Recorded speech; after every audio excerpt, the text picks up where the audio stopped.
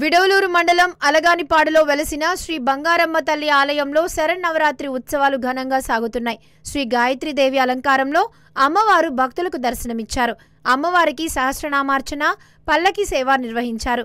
ఈ కార్యక్రమానికి ఉభయకర్తలుగా వంగర వెంకటేశ్వర్లు, రమాదేవి దంపతులు, వంగర సురేష్ నిర్మల దంపతులు, సురేంద్ర అపర్ణ దంపతులు, ప్రసాద్ సుప్రజ దంపతులు వ్యవహరించారు. భక్తులు విశేషంగా విచ్చేసి అమ్మవారిని దర్శించుకొని తీర్థ ప్రసాదాలు స్వీకరించారు. 3 సంవత్సరాల క్రితం భక్తుల సహకారంతో పునర్నిర్మాణం చేసి జీర్ణోద్ధరణ చేసినారు. దసరా ఉత్సవాలు 3 సంవత్సరాల నుంచి అతి వైభవంగా జరుగుతున్నాయి. ఈరోజు గాయత్రీదేవి అలంకారంతో పల్లకీ సేవ జరిగినది. ఈ దసరా నవరాత్రులు 9 రోజులు పల్లకీ సేవలు అత్యంత వైభవంగా జరుగును. ఇక మొదటి నుంచి అనేక వేల సంవత్సరాల నుంచి కూడా బాగా నమ్మకము.